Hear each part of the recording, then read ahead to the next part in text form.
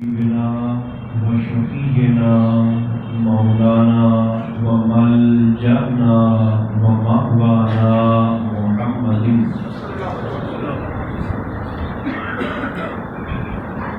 رسوله النبي الكريم الأمين المكين الحنين الرؤوف الرحيم سبحان الله وعلى آله الطيبين الطاهرين وعلى صحبه أجمعين أما بعد فأعوذ بالله من الشيطان الرجيم بسم الله الرحمن الرحيم لقد خلقنا الإنسان في أحسن تقويم صدق الله مولانا العظيم سبحان اللہ. درود و سلام کی تلاوت فرمائیے. الصلاۃ والسلام علیک یا رسول اللہ، الصلاۃ والسلام علیک یا حبیب اللہ، الصلاۃ والسلام علیک یا رحمۃ للعالمین وعلى آلك وأصحابك سيدي يا شفيع المذنبين.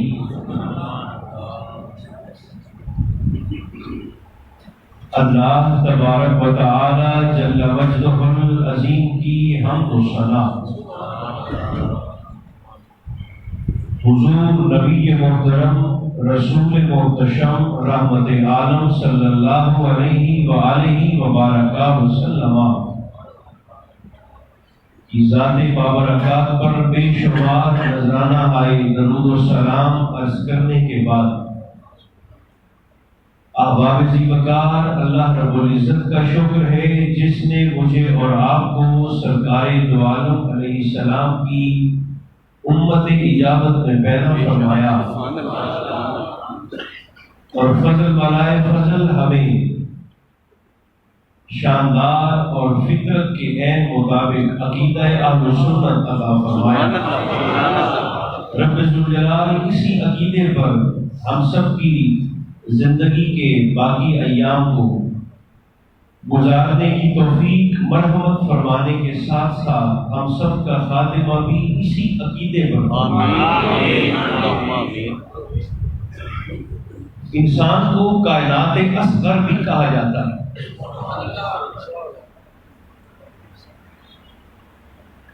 کائنات اصغر کا معنی یہ ہے کہ اللہ رب العزت کی ذات سے متعلق جتنی نشانیاں اور علامات اللہ کریم نے اس کائنات میں پھیلا کر رکھی ہیں، اگر ان نشانیوں کو سمیٹ دیا جائے تو وجود انسان بنتا ہے.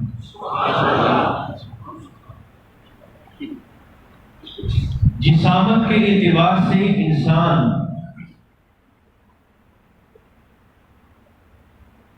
جمادات سے تعلق رکھتا ہے،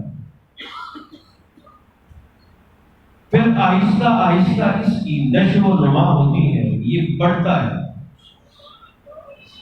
پرورش پاتا ہے، پھلتا پھولتا ہے. اس کی پرورش کا تعلق صفت نباتات سے ہے. اسی انسان کے جسم میں اللہ نے جذبات کے مادے کو رکھ کر حیوانی اثرات سے بھی اس کو مرتب فرمایا اور اس حیوانیت کو قابو کرنے کے لیے عقل سلیم جیسی قوت فیصل بھی اس کے دماغ میں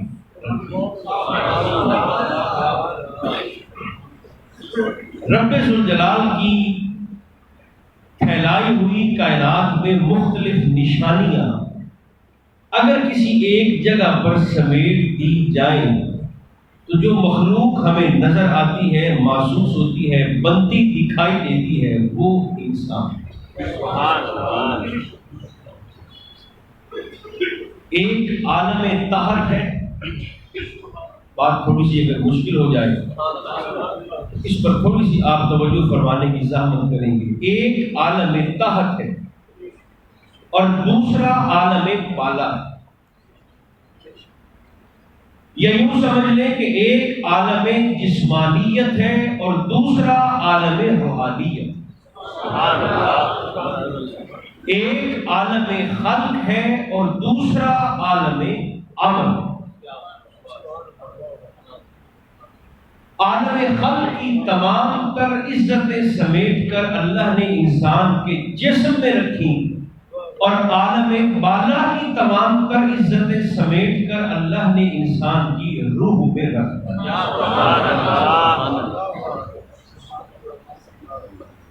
اور پھر اپنی خلافت و نیابت کا تاج اللہ کریم نے اسی انسان کے چہرے پر سجایا. راستے بھی دو دکھا دیے، وَهَدَيْنَاهُ النَّجْدَيْنِ، دو راستے دکھا دیے. ایک غضب کی طرف جاتا ہے، دوسرا اللہ کی رضا کی طرف جاتا ہے.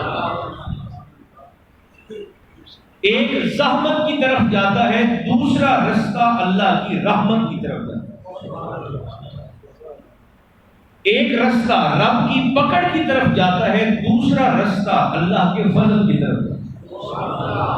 فیصلہ کرنے کے لیے اللہ نے انسان کو عقل جیسی نعمت اور دولت عطا فرمائی.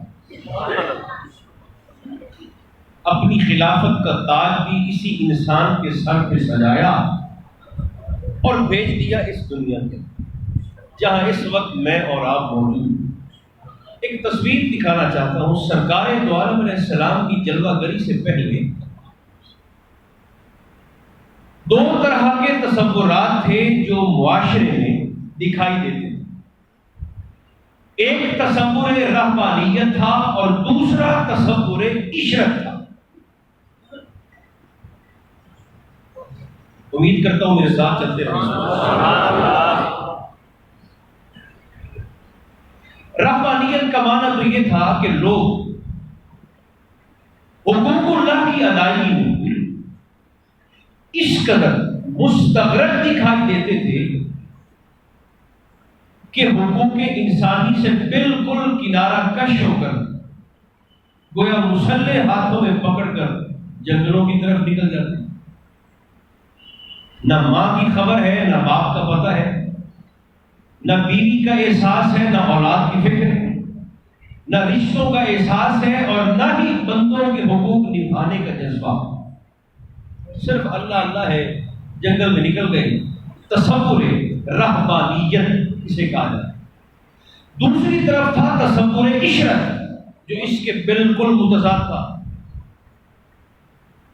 ایمان کا کوئی تصور نہیں، رب رسول کے پیغامات کا کوئی احساس نہیں، اور خالصتاً اپنی ہوائے نفس کو اور نفسانی خواہشات کی تکمیل کے لیے ایک شخص صبح سے لے کر شام تک اٹھتا ہے، جانوروں کی طرح کھاتا ہے، سو جاتا ہے، شادی کرتا ہے، بچے جنتا ہے، بچے جوان ہوتے ہیں، خود بوڑھا ہو کر مر جاتا تھا. اور یہ تصور عشرت اس قدر خطرناک ہے کہ ہمیں اسی معاشرے میں اور اسی وقت میں بیٹیاں زندہ تربور ہوتی نظر آتی ہیں. بلکہ ایک شخص تو حضور علیہ السلام کی بارگاہ میں حاضر ہوا اور اس نے سرکار کی بارگاہ میں اپنی ایک بیٹی کے دفن کرنے کا قصہ بیان کیا. وہ بولتا جا رہا تھا اور میرے اور آپ کے مصطفیٰ کی مقدس داڑھی آپ کے آنسوؤں سے بھیگتی جا رہی.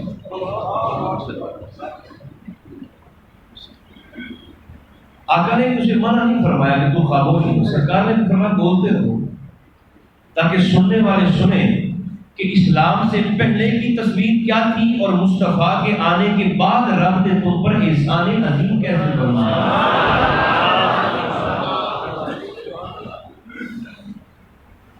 اس نے کہا حضور میری بیٹی 8 سال کی تھی. اب اس بات کا احساس اسی شخص کو زیادہ بہتر انداز میں ہو سکتا ہے کہ جس کے گھر میں 8 سال کی بچی موجود ہے. بیٹی 8 سال کی حضور میری بیٹی تھی اور میں جیسے تیسے میں نے اسے 8 سال برداشت کیا بیٹی کو، مگر چونکہ معاشرے کا قاعدہ تھا بیٹیوں کو نشان ذلت و رسوائی سمجھا جاتا تھا، میں حضور اپنی 8 سال کی بیٹی کو لے گیا اور کیا کہا، میں نے اسے کہا کہ میں تجھے بازار سے کچھ چیزیں دلوانے کے لیے لے کر گیا، اپنی سگی بیٹی کو، اور لے گیا اور قبرستان میں اس کے سامنے گڑھا کھود رہا ہوں، وہ مٹی ہٹانے میں میری مدد کرتی ہے، وہ جگہ صاف کرنے میں میری حضور مدد کر رہی، پتھر ہٹانے میں میری مدد کر رہی کہ میرے باپ کو تکلیف نہ ہو، پتھر میری بیٹی نے ہٹائے، مٹی میری بیٹی نے ہٹائی، میرے ماتھے سے حضور زمین کھودتے ہوئے جب پسینہ آتا تھا تو وہ اپنے کرتے سے اپنے دوپٹے سے میرے ماتھے کا پسینہ بھی صاف کرتی تھی،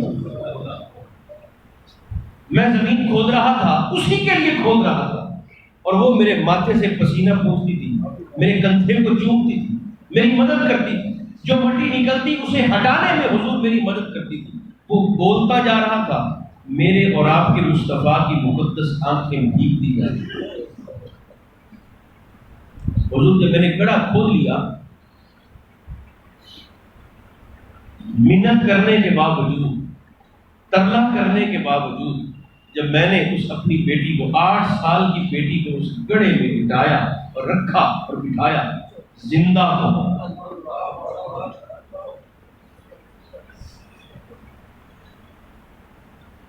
اس کی درخواست، اس کی منت، اس کی آہوزاری اور اس کا ترلا حضور کسی کام نہ آیا، چونکہ ہم معاشرتی طور پر جانور تھے، جانور، اور مجھ سے پوچھیں تو جانور بھی ایسا سلوک نہیں کرتا، اپنی اولاد کے متعلق جانور بھی حریص ہوتا ہے، درندہ چیر پھاڑ کرنے والا جانور بھی اپنی اولاد کے متعلق حریص ہوتا ہے،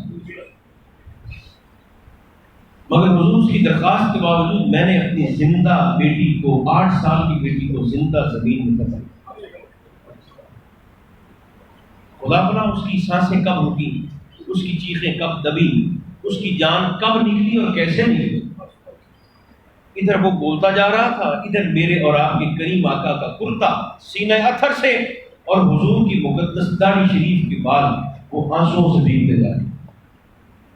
ایک تصور تھا رحمانیت کا، دوسرا تصور تھا عیش و عشرت، اپنی منمانی، شکر بے مہار کی طرح لوگ معاشرے میں ہمیں پھرتے نظر آتے ہیں۔ سرکار دو عالم علیہ السلام سے پہلے اگر آج کسی شخص کے دل میں رشتوں کا رتی برابر بھی حیا موجود ہے تو یہ احسان محمدی ہے۔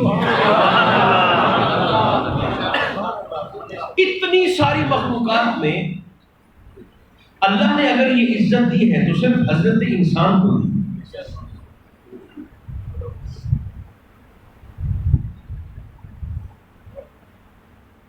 یہ کبھی کبھی آسن تقویم ہوتا ہے اور کبھی کبھی اسفل سافلین ہوتا ہے۔ اپنے مقام کو سمجھے تو کائنات کا سینہ چیر دیتا ہے، اور اپنے منصب سے گرے تو ایسا گرتا ہے کہ انسانیت شرما جاتی ہے۔